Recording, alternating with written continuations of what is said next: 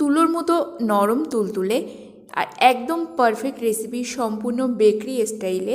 বেকরিতে যেভাবে বান রুটি তৈরি হয় সেই রেসিপিটাই তোমাদের কাছে শেয়ার করছি। আর এই রেসিপিটা জানার পর একদম কিন্তু তোমরা দোকান থেকে রুটি কেনার কথা ভুলে যাবে।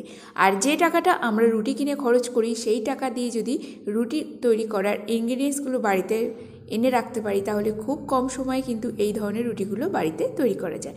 আর বাচ্চাদের অল্প খিদেতে কিংবা গেস্ট আসলে উপরে যে কোনো ভেজিটেবল ফিলিং, চিজ আর তার সাথে মেয়ো ঝুরি যদি একবার একটু বেক করা যায় তাহলে অতিথি আপ্যায়নটা কিন্তু একদম জমে ক্ষীর হয়ে যাবে। তো শুরু করা যাক আজকের রেসিপি। একটা বড় বাটির মধ্যে নিয়েছি 500 গ্রাম ময়দা। আজকে তোমাদের কিন্তু 500 গ্রামের মেজারমেন্টের আমি বান রুটির রেসিপিটা দেখাচ্ছি, সম্পূর্ণ বেকরিতে যেভাবে তৈরি করে। আর এখানে দিয়ে দিলাম লবণ, তার সাথে ইস্ট, আর এখানে কিছুটা গুঁড়ো চিনি। সমস্ত কিছু ডেসক্রিপশানে আমি মেজারমেন্টটা দিয়ে দেব। আর এখানে দেখো বন্ধুরা, তারপরে দিয়ে দেব জল। জলটা কিন্তু আমরা একেবারে ইউজ করব না, জলটা অল্প অল্প করে দেব আর মাখতে থাকবো। ডোটা কিন্তু সব সময় একদম নরম হবে না, খুব টাইটও হবে না। একটু মাখা হয়ে গেলে এর মধ্যে দিয়ে দেবো পরিমাণ মতো তেল। সমস্ত কিছু ডেসক্রিপশানে গ্রাম মেজারমেন্টে তোমাদের কাছে আমি লিখে দিয়ে দেবো। এরপর খুব আস্তে আস্তে এখানে মেখে নিচ্ছি। আর এই বান রুটির একটা পারফেক্ট টেক্সচার হওয়া চাই ডোটা যদি পারফেক্ট থাকে তাহলে কিন্তু বান রুটিটা খুব সুন্দর হয়, ভেতরে খুব সুন্দর জালি তৈরি হয়। আর এখানে বাকি জলটুকু দিয়ে দিলাম। জলের মেজারমেন্টটা কিন্তু তোমরা অবশ্যই খেয়াল রাখবে। আর এই রুটির ডোটা কিন্তু খুব একটা টাইট হবে না, আবার খুব একটা পাতলাও ভাব হবে না। যখন ডোটা আমরা ঠেসে ঠেসে মাখবো, যদি খুব জলের পরিমাণটা বেশি হয়ে যায় তখন হাতে কিন্তু চিপচিপি ভাব চলে আসে, হাতে ডোটা আটকে যায়। এরপর দেখো ডোটা আমি নিয়ে নিলাম কিচেন প্ল্যাটফর্মের উপরে। অবশ্যই কিন্তু কিচেন প্ল্যাটফর্মে নিয়ে নেবে, তাহলে হাতের তালুর সাহায্যে আস্তে আস্তে ডোটাকে আমরা মাখবো। এর মধ্যে যে ইনস্ট্যান্ট ড্রাই ইস্ট ব্যবহার করেছি সেটা পুরো ময়দার সাথে একদম ভালো করে মিক্সড করে নেব।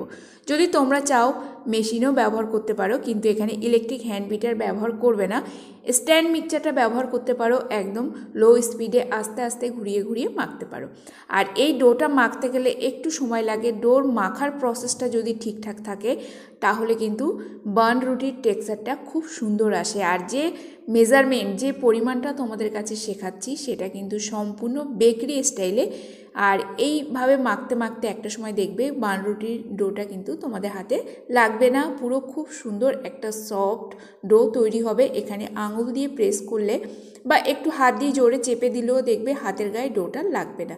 ঠিক এতটা টেক্সচার আসা পর্যন্ত কিন্তু ডোটা তৈরি করে নিতে হবে। আর এখানে ডোটাকে খুব আলাদা করে কিন্তু ফার্মেন্টেশন করার দরকার নেই, যেহেতু আমরা এখানে ইনস্ট্যান্ট ড্রাই ইস্ট ব্যবহার করেছি। আর আজকে যে ইস্টটা আমি ব্যবহার করেছি এটা হলো ব্লসম কোম্পানির ড্রাই ইস্ট।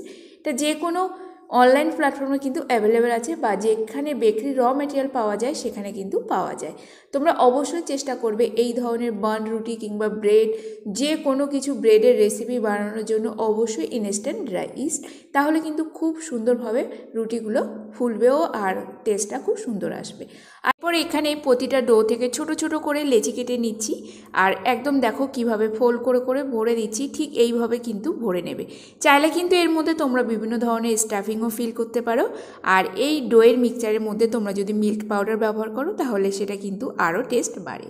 এরপর দেখো যতগুলো ডো রেডি হয়েছে তার থেকে কিছু বান যে ফ্লাওয়ারটা হবে সেরকমভাবে ফুলের আকারে গড়ে নিচ্ছি, যাতে রুটিগুলো তৈরি হওয়ার পর দেখতে কিন্তু খুব সুন্দর একটা ফুলের মতো লুক তৈরি হবে। তো এইভাবে নিয়েছি আমি একটা 7 ইঞ্চি টিন, বাকি একটা স্টিলের থালার মধ্যে নিয়ে নিয়েছি, আর বাকি এখানে নিয়েছি 10x12 একটা স্কোয়ার টিন। তো প্রতিটা টিনের মধ্যে এইভাবে ফুলের আকারে দিয়ে দিলাম। এরপর হাতের সাহায্যে একটু প্রেস করে দেবো, বা প্রেস না করলেও চলবে। ব্রেডের ডোগুলো ইমপ্রুভ হওয়ার জন্য রেখে দেবো মাইক্রো ওভেন কিংবা ওটিজির মধ্যে, বা তোমাদের কাছে যদি মাইক্রো ওভেন ওটিজি না থাকে বড় একটা হাঁড়ি কিংবা গামলার মধ্যে ঢেকে কভার করে তোমরা রেখে দেবে। মোটামুটি কথা হলো এর ভেতরে যে টেক্সচারটা আছে সেটার মধ্যে যেন বাইরের কোনো হাওয়া না লাগে। এইভাবে রেখে দেবো 2 ঘন্টার জন্য। 2 ঘন্টা পরেই তোমাদের সাথে দেখা হচ্ছে। 2 ঘন্টার মধ্যে এই রুটিগুলো কিন্তু ফুলে একদম দ্বিগুণ হয়ে যাবে। তো এখানে দেখো 2 ঘন্টা পর পাউরুটিগুলো কিন্তু খুব সুন্দর করে ফুলে উঠেছে। আর এর উপরে চাইলে তোমরা অল্প করে দুধ ব্রাশ করে দিতে পারো, কিন্তু আমি এখানে ব্যবহার করছি ডিম। যারা সম্পূর্ণ এগলেস ভার্সন রাখতে চাও তারা এর উপরে হালকা করে দুধটা ব্রাশ করে দেবে। আর এরপর উপর থেকে কিছু সাদা তিল ছড়িয়ে দেবো, বা তোমরা চাইলে কিন্তু উপর থেকে বিভিন্ন ধরনের ড্রাই ফ্রুটও ছোটো ছোটো করে টুকরো করে উপর থেকে ছড়িয়ে দিতে পারো। আর এই রুটিগুলো আমি সপ্তাহে অন্তত 5 বার রেডি করি। এইভাবে কিন্তু বাড়িতে আমি ব্রেডগুলো রেডি করে থাকি। ব্রেডগুলো বেক করে নেব ওটিজিতে।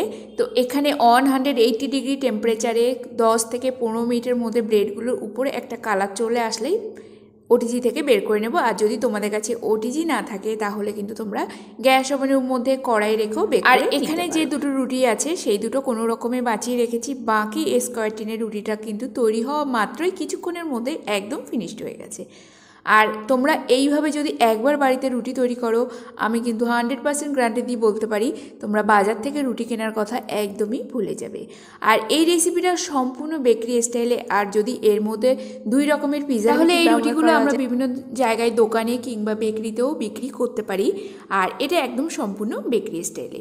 এরপর চলো বন্ধুরা, থালায় যে রুটিটা তৈরি করেছিলাম সেখান থেকে একটা রুটি তোমাদের কাছে এরকম একটু চেপে দেখাই। ওপরের শাইনিংটা কিন্তু খুব সুন্দর এসছে।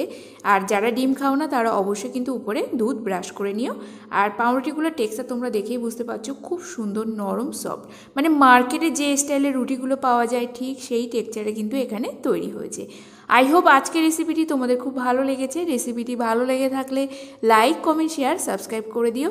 আর এই রুটিগুলো থেকে কিন্তু কোনো রকম ইস্টের গন্ধও ছাড়বে না। রুটি মাখার সময় যদি খুব ভালো করে মাখা যায় তাহলে কিন্তু গন্ধটা সম্পূর্ণ চলে যায়।